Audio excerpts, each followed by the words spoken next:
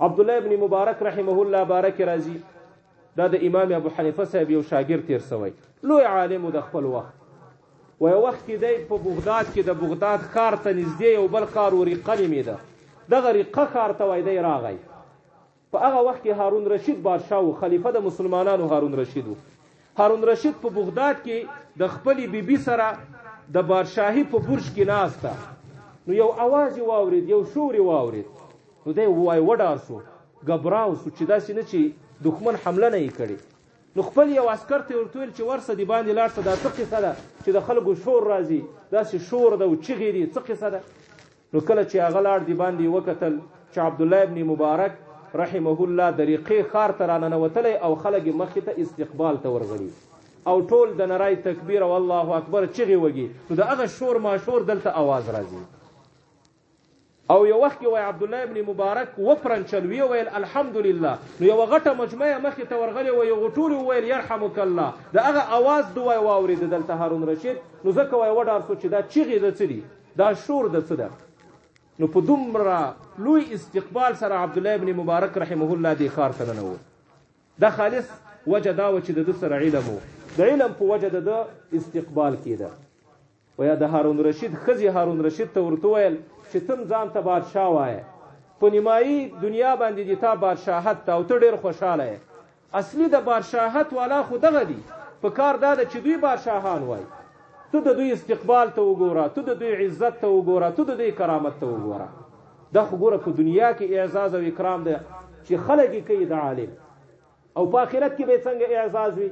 په روایاتو کې راځي، احادیثو کې راځي، یو حدیث نبی علیه الصلاة والسلام نه رانقل، یبعث الله العباد یوم القیامه ثم یبعث العلماء ثم یقول، الله تعالی به د قیامت په ورځ خپل بندگان راوچت کړي د قبرونو نه، بیا به له هغه نه وروسته علما راوچت کړي، بیا به الله تعالی علماو ته مخاطب شي او ورته وایي به یا معشر العلماء، ای علماو، ای د علم خاوندانو، انی لم اضع علمی فیکم، ما په تاسو کې دا علم نه وی ایښی الا مگر د دې وجه نه لعلم بکم چې ما ته درک و چې دا تاسو زده کولی شئ، تاسو د دې اهل.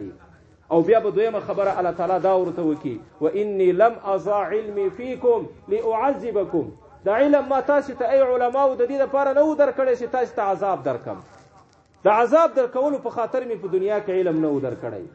نن تاسو اعلان واورئ فاذهبوا قد غفرت لكم، ټول لاړ شي، ټولو ته مې بخشش کړی. سبحان الله.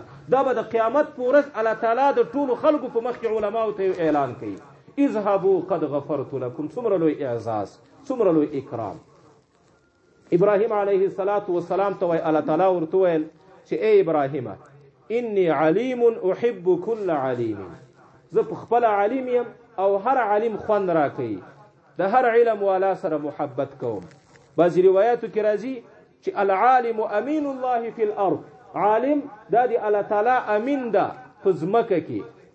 او بعضې روایاتو کې دام راځي دا الله پیغمبر فرمای وای د ما د امت دوه ډلې دي، صنفان من امتی اذا صلحوا صلح الناس، چې کله دوی سم شي ټول خلک ورسره سمیږي، و اذا فسدوا فسد الناس، خو که دوی خراب شول ټول خلک ورسره خرابېږي. هغه دوه ډلې څوک دي؟ الامراء والفقهاء. یو امراء دي او دویم علما او فقها دي. دا د ځمکې په سر باندې هغه دوه ډلې دي چې دوی سم وي ټول انسانان ورسره سمیږي، خو که دوی کې فساد راغی، دوی خراب شول، بیا ټوله معاشره او ټول خلک او ټول انسانان د دوی په وجه باندې خرابېږي. دا څومره فضیلت. دارنګه یو بل حدیث کې راځي وایي د قیامت په ورځ به الله رب العزت په دربار کې درې ډلې وایي شفاعت کوي. یشفع یوم القیامة ثلاثة، درې ډلې به د قیامت په ورځ سفارش کوي. کومې دي؟ الانبیاء ثم العلماء ثم الشهداء. یو انبیاء دي، دویم علما دي، او دریم شهدا دي چې د الله په لار کې وینه تویه کړې او شهید سوی وي. دا یو بل فضیلت د عالم. یو بل روایت کې راځي فقیه واحد اشد علی الشیطان من 1000 عابد، په شیطان باندې یو فقیه دا دومره سخت دومره سخت په تمامیږي چې زر عابدان په د باندې دومره سخت نه تمامیږي. زر عبادت گزاره چې د الله عبادت کوي نیکان وي، هغه شیطان زر غولولی شي او غلطولی شي، خو یو عالم یو فقیه دا په د باندې ډېر ګران ده، ځکه چې هغو ته معلومات وي، هغو سره علم وي، الله په دې باندې نازولی وي. دارنګه نور ډېر روایات داسې شته. او د موږ د تاسې د اسلافو او د مخکینی علماو کوم آثار چې دي چې هغه سړی مطالعه کړي د علماو په باره کې، نو حضرت علي رضی الله تعالی عنه نه رانقل لی وایي د خپل شاګرد کمیل ته ورته ویل، د شاګرد نومیږي کمیل، چې ای کمیله العلم علم چې ده دا خیر من المال، د مال نه ډیر ښه ده. مال به څه شی وي؟ د مال په مقابل کې علم ډیر ښه ده. وایي ځکه علم چې ده دا تا ساتي، د تا چوکیداری کوي، خو مال به ته ساتي، په جب کې به هم ساتي، په کور کې به هم ساتي. دنیادار سړی چې وي په خپل مال باندې ډاریږي، خو علم کله چا سره کلم نه ډاریږي، بلکې دا علم دی ساتي. نو یوه وجه خو دا سو چې علم دا د مال نه بهتر ده. دویمه وجه دا ده چې العلم حاکم والمال محکوم علی، علم حاکم ده، په تا باندې حکومت کوي، خو مال دا محکوم علیه ده، ته به حکومت پکې. او دریمه وجه وای دا ده علم چې څومره ته خرج کوي اضافه کیږي، څومره چې خلکو ته ښودنه کوي ورځ په ورځ ته علم اضافه کیږي. خو مال داسې نه ده، مال که ته د جب نه راوباسي او خرج کوي کمیږي. مال په خرج کولو سره کمیږي او علم په خرج کولو سره اضافه کیږي. د دغه دریو وجو نه حضرت علي صاحب فرمایي چې علم دا د مال نه ډیر بهتر ده. او یو قول د علي صاحب نه دام را نقل دی احیاء علوم الدین کې امام غزالی صاحب لیکي چې حضرت علي صاحب فرمایل رضی الله عنه چې العالم خیر من الصائم القائم المجاهد، عالم دا د هغه چا نه بهتر ده چې همیشه روزه وي، همیشه د شپې تهجد کوي او مجاهد وي. درې صفات پکې موجود وي، هم جهاد کوي، هم روزه نیسي، هم د شپې لمونځونه کوي. او یو بل کس دا یو هم نسته پکې، خو عالم ده، دا عالم د دې کس نه وای ډېر بهتر ده. بیا دی وای په اسلام کې د یو عالم مرګ دا یو داسې چاک ده، دا یو داسې ماتېدل دي چې کلم د دې بیا ډکېدل نسته، د دې خلا بیا ډکېدل نسته. که د ده غوندې یو بل کس بیا پیدا سو د ده ځای بیا ډکولی شي، بلې څوک هم نشي ډکولی.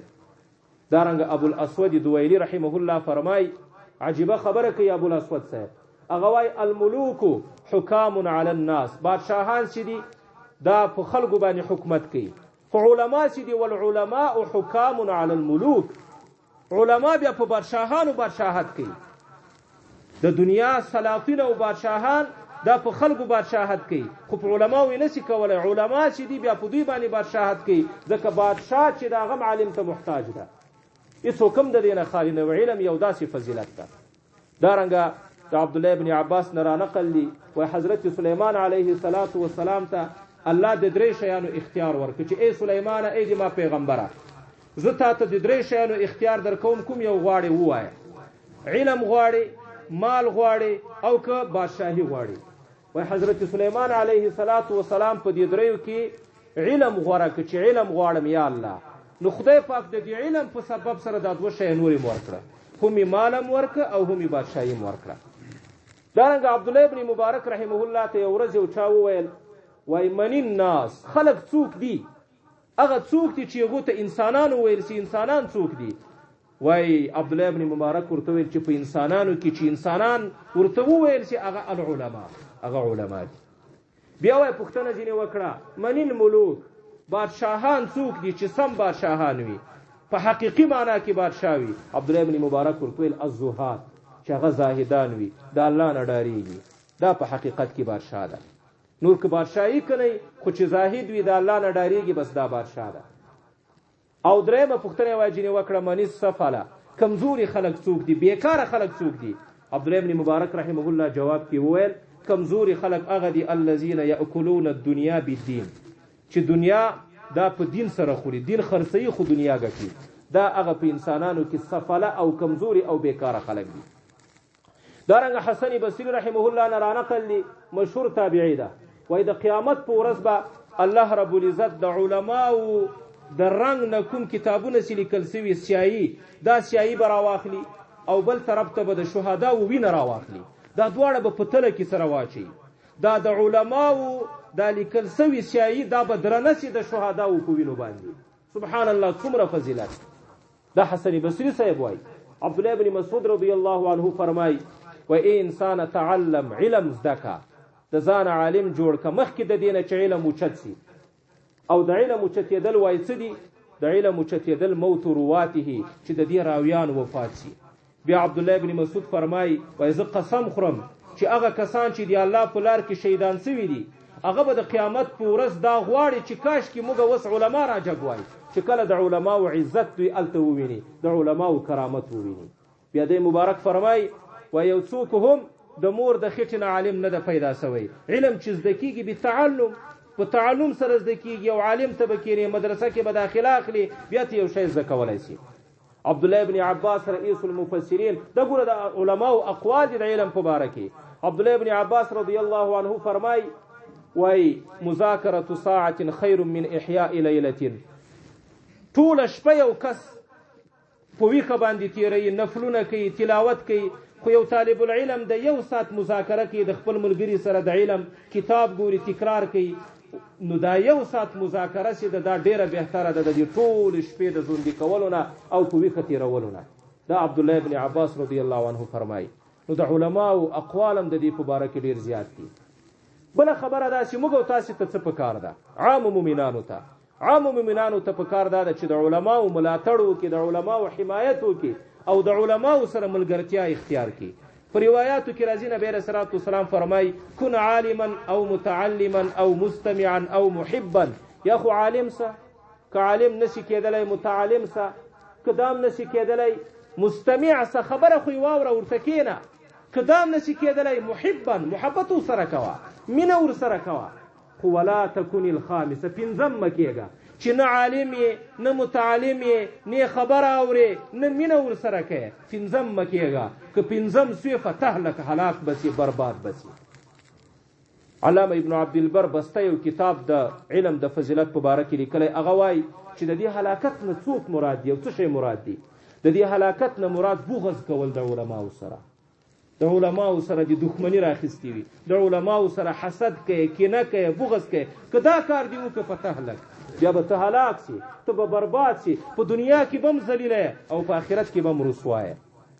نو د عامو مؤمنانو دپاره دا پکار ده چې د علماو سره باید وای دوی همیشه وي د علماو په مجالسو کې کینی. لقمان حکیم صاحب وای خپل زوی ته ډېر ښه نصیحتونه کړي، مشهور دي، خو په هغه نصایحو کې یو نصیحت وای دا ورته کاوه چې ای بچیه کله چې هغه کسان ته وویني چې د الله ذکر کوي، خپل منځ کې سره ناست وي، یو بل ته یو شی ورزده کوي، نو فجلس معهم، د دوی سره کښېنه. ځکه ورسره کښېنه که چېرته ته خپله عالم وي نو فعلمک ینفع، د دې تا علم به تا ته ګټه ورسوي. خو که عالم نه یې علموکه دوی به تا ته دروغ ښیي، ځکه د علماو سره ناست دي. او که چې دې ځینې زده نه کړه بیا هم ناامیده کېږمه، کېدی شي په دې مجلس باندې د الله له طرفه رحمت را نازل سي، هغه رحمت کې به ته هم ورسره شریک یې. نو یو نصیحت دا ورته کوي. دویم دا ورته وایي ولا تجلس مع الذین لا یذکرون الله. د هغه چا سره مه کښېنه چې هغه د الله ذکر نه کوي، په لهو لعبو باندې اخته وي، په ټوکو په ټکارو په نورو شیانو کې اخته وي. د دې کسانو سره ملګرتیا ونه کوي. ولې؟ که چېرته ته عالم یې د دې تا علم تا ته ګټه نه رسي چې د دوی سره ملګرتیا کوي. او که چېرته علم نه یې در سره نو بیا دوی تا ته څه در زده کولی نه شي، بلکې نور دې هم ګمراه کوي او کېدلی شي په دوی باندې د الله عذاب را نازل سي. او که ته ورسره کښېنې په هغه عذاب کې به ته هم ورسره یې، په تا باندې به هم دا را نازل وي. څومره ښه خبره ورته کوي. نو د عامو مؤمنانو دپاره دا پکار ده چې د علماو حمایت وکړي، د علماو تر شا ودرېږي او د دوی سره ملګرتیا وکړي. مشهور حدیث د نبی علیه الصلاة والسلام ته یو کوچی راغی اعرابي، وایي د الله پیغمبره مته الساعه، قیامت کله ده؟ نبی علیه الصلاة والسلام ورته فرمایي ای اعرابي څه دې ورته تیار کړي؟ نو دا کوچی په جواب کې ورته وایي نه ډېر منځونه لرم، نه ډېرې روزې لرم، نه مې ډېر زکاتونه ورکړي، اعمال مې ډېر کم دي، خو یو خبره ده احب الله ورسوله، د الله او د الله د رسول سره مې مینه ده، د دې دواړو سره محبت کوم. د الله پیغمبر ورته فرمایي خفه کېږه مه، انت مع من احببته. ته به د قیامت په ورځ د همغه چا سره د چا سره دی چې په دنیا کې مینه وه، د چا سره دی چې محبت و. انس ابن مالک فرمایي دا حدیث د ده نه رانقله، وایي ما دغه جمله چې د نبی علیه السلام د خولې نه واورېده چې انت مع من احببته، صحابه د دې نه مخکې په یو شي باندې هم دومره نه و خوشحاله سوي چې په دې ورځ باندې د نبی علیه الصلاة والسلام په دې جمله باندې خوشحاله شول. نو معنا دا چې که د عالم سره د محبت وي د قیامت په ورځ به د دوی په ډله کې بیا ته راوچتېږي. دا یو زیری ده او یو بشارت ده. نو د علماو فضایل هم ډېر زیات دي او دارنګه د علماو د علم چې موږ تاسو ته را رسېدلی دا هم په ډېرې سختي سره را رسېدلی. ډېر قرباني علماو ورکړي دي، په اساني سره نه دي را رسېدلي. او دارنګه د علماو سره باید وایي موږ او تاسې همیشه صحبت وکړو، د دوی صحبت کې خیر وي. عیسی علیه السلام بارک راضي او عالم را نقل کړي، وایي عیسی علیه السلام وایي چې ته ملګرتیا د هغه چا سره کوه چې دوی ته وګوري الله در یادوي، چې چهرو ته یې ګوري، چې مخ ته یې ګوري الله در یادېږي. د دغسې چا سره ملګرتیا کوه، او د هغه چا سره ملګرتیا کوه چې د هغو د خبرو نه یو شی زده کولی سي، چې دوی خبرې کوي چې تا په علم کې اضافوالی راولي. د دغسې کسانو سره ملګرتیا کوه، او د هغه کسانو سره ملګرتیا کوه چې د دوی عمل ته ته ګورې آخرت ترې یادوي، د آخرت طرف ته دې رغبت پیدا کوي. د دغسې کسانو سره ته ملګرتیا کوه. ابو جحیفه صاحب یو عالم تېر شوی، هغه مبارک فرمایي وای جالس الکبرا، د مشرانو خلکو سره کېنه، کشرانو سره ملګرتیا مه کوه. وخالل العلماء، او د علماو سره ملګرتیا کوه. وخالط الحکما، او د هوښیارو خلکو سره مخالطه کوه، د هغو سره مجلس. ابو دردا صحابي ده، د ابو دردا سره ناست وم، فاتاه رجل، د ابو دردا سره ناست یم، یو سړی راننوت، دې مسجد ته راغی.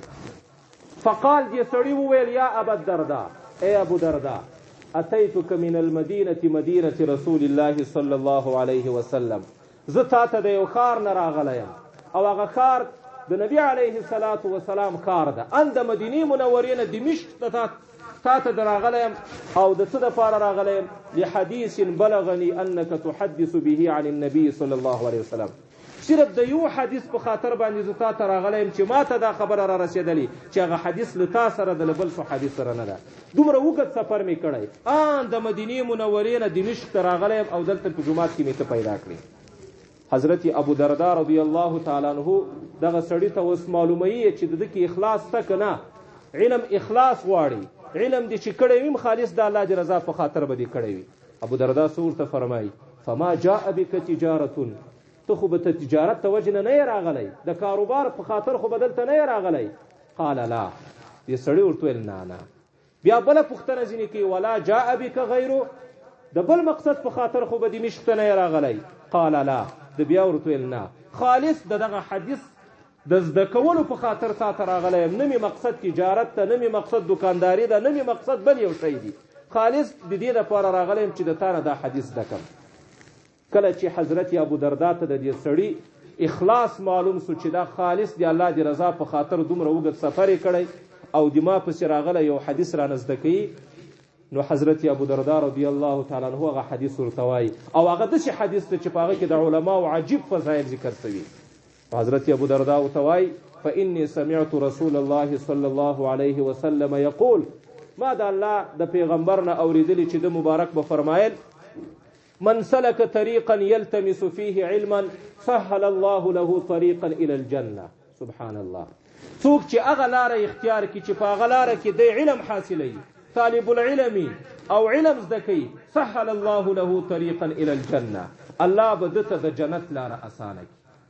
د په دنیا کې د علم لاره اختیار کړي، الله رب العزت په بدله کې دته د جنت لاره بالکل سیده او اسانه کړي. یو فضیلت خداست. او د دین وروسته دویم، وان الملائکه لتضع اجنحتها رضا لطالب العلم. طالب العلم د دین زده کوونکی دا هغه څوک ده چې د الله ملکی او فرشتي د خپلې وزرې غوړوي، خپلې وزرې ورته خپروي چې د ده په وزرو باندې قدمونه واخلي. دومره زیات قدر یې ده د طالب العلم. څوک چې عالم وي او څوک چې د دین علم زده کوي، د هغه په خاطر راوتلی، ملائکه دومره ترېنه خوشحاله دي چې دا خپلې وزرې درته غوړوي چې دی په هغو باندې قدمونه واخلي. څومره لوی فضیلت. او مخکې وایي وان طالب العلم یستغفر له من فی السماوات والارض.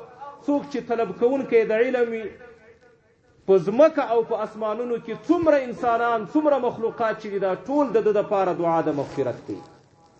حتی ځمکه او اسمان خو څه کوي؟ د الله پیغمبر فرمایي حتی الحیتان فی الماء، په اوبو کې مایان هم د دې طالب دپاره د مغفرت دعا کوي.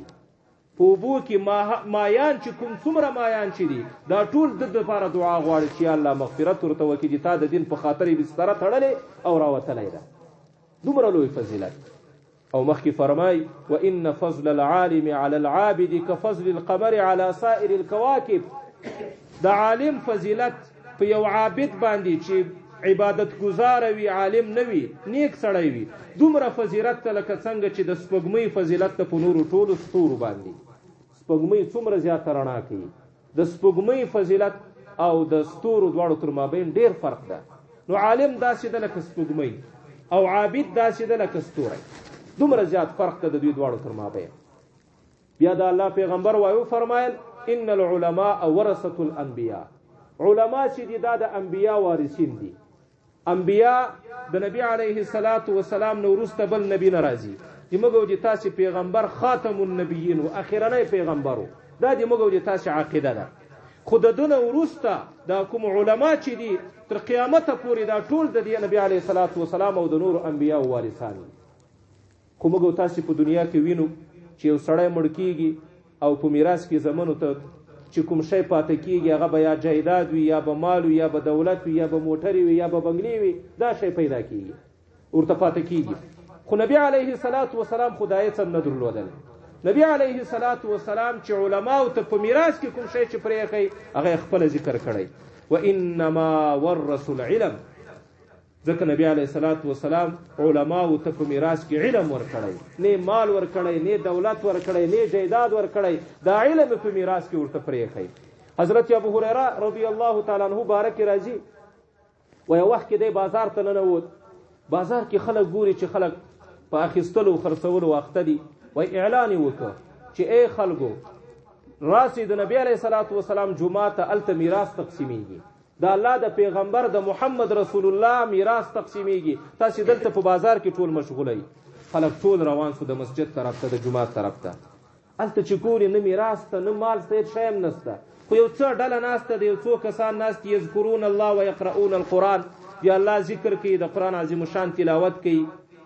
نو دی هم حیران شول چې دلته خو نه مال شته نه میراث تقسیمیږي، څنګه ابو هریره دا اعلان وکړ چې راسئ جومات ته هلته د نبي علیه الصلاة والسلام میراث تقسیمیږي. بیرته دا خلک راووتل، ابو هریره ته ورته ویل چې جومات کې خو موږ هېڅ شی ونه لیدل، نه مال و نه دولت و، هېڅ شی هم نه و. وایي نو څه ول؟ ویل ته یو څو نفره ناستو، د الله ذکر یې کاو، د قرآن عظیم الشان تلاوت یې کاو، بل شی خو موږ ونه لیدل. حضرت ابو هریره ورته فرمایي ذلک میراث محمد صلی الله علیه وسلم، همدغه د نبی علیه الصلاة والسلام میراث، همدغه د قرآن عظیم الشان زده کړه، یو چاته ورښودل، یو شی زده کول، د الله پیغمبر په میراث کې علماو ته دا شی پرېږدي. بیا نبی علیه الصلاة والسلام فرمایي فمن اخذه اخذ بحظ وافر، چا چې دغه میراث واخیست نو د پوره برخه واخیسته. لږ غوندې چې زده کو هم دا داسې ده چې د ډېرو اگر که دته کم ښکارېږي خو یوه لویه برخه خدای پاک دته ورنصیب کړه. نو دا هغه وګل حدیث ته ابن ماجه را نقل کړی، په دې کې د علماو او د محدثینو او د علم حدیث عجیب فضیلت بیان شوی. محدثین لیکي وایي د دې حدیث نه څو شیان معلوم شول.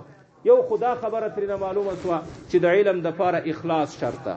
کله چې ته علم کویم خالص دی الله دی رضا په خاطر به یې کوې، د شهرت په خاطر به یې نه کوې، د دې په وجه به یې نه کوې چې سبا د دې د علم په ذریعې سره د یو چا سره ته بحث او مباحثه وکړي او نور اغراض او دنیوي اغراض به دې نه وي، دنیا ګټل به دې مقصد نه وي په علم سره، خالص دی الله خوشحالول به یې بس. او دویم د دې حدیث نه د علماو او د محدثینو او د مفسرینو او د فقهاو فضیلت معلوم شو چې دا هغه خلک دي چې د دوی په خاطر باندې ملک او فرشتي دوی ته وزرې غوړوي. دریم د دې حدیث نه دا معلوم شول چې یو حدیث هم د دې لایق دی چې سړی اوږد سفر وکړي ورته. ګوره یو حدیث دپاره یو کس راځي ان د مدینې منورې نه دمشق ته یو حدیث ده کوي.